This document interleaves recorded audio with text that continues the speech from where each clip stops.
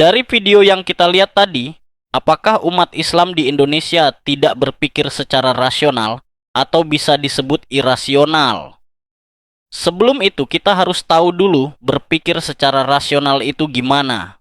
Menurut Riseto dan Trego di tahun 2001 pada buku berjudul Analytical Processes for School Leaders, berpikir secara rasional adalah kemampuan untuk mempertimbangkan aspek dan menganalisis relevansi informasi yang berhubungan dengan suatu kejadian, baik yang berupa fakta, opini, maupun data. Jadi berpikir irasional itu tinggal kebalikannya. Terus bagaimana ini bisa terjadi? Kita mundur sejenak ke zaman Wali Songo dulu.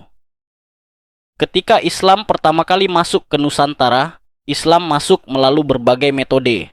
Yang salah satunya adalah metode pendekatan akulturasi. Sunan Kalijaga menggunakan wayang dan gamelan untuk syiar. Tradisi ini melahirkan sinkretisme, campuran Islam dengan kepercayaan lokal. Contohnya seperti konsep Gus, yaitu gelar untuk keturunan kiai di Pulau Jawa yang dianggap punya barakah atau berkah turun-temurun. Dan juga air celupan jari kiai yang dipercaya sebagai media penyampaian doa. Ini mirip seperti tradisi Hindu Jawa, yaitu Tirta Amerta, yang berarti air kehidupan. Sekarang kita masuk ke pertanyaan besar. Mengapa konflik antara logika rasional dan kepercayaan mistis ini bisa terjadi? Dan apa penyebabnya? Pertama, kita harus pahami bahwa masyarakat Jawa punya sejarah panjang tentang akulturasi budaya dan agama. Ketika Islam masuk, ia tidak menghapus kepercayaan lama, tapi justru berbaik-baik dengan tradisi lokal. Ini menciptakan sinkretisme, campuran antara Islam dan kepercayaan animisme-dinamisme. Kedua, ada faktor psikologis.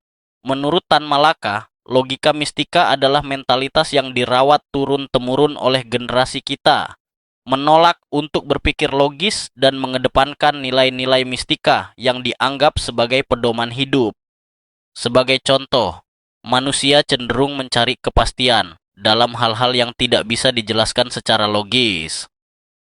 Misalnya, ketika sakit, orang lebih memilih berobat ke kiai atau menggunakan air doa karena dianggap lebih aman secara spiritual.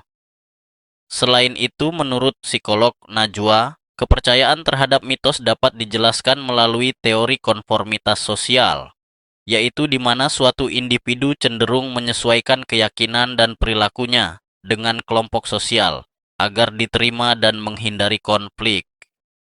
Ketiga, ada faktor ekonomi. Lihat saja fenomena garam ruqyah.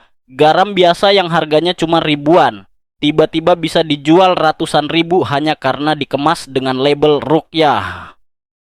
Ini menunjukkan bagaimana kepercayaan dimanfaatkan untuk keuntungan bisnis. Jadi, ini terjadi karena tiga hal, yaitu sejarah, akulturasi, psikologis, dan kepentingan ekonomi. Tapi, apakah kita harus terjebak dalam logika mistika selamanya? Tentu tidak.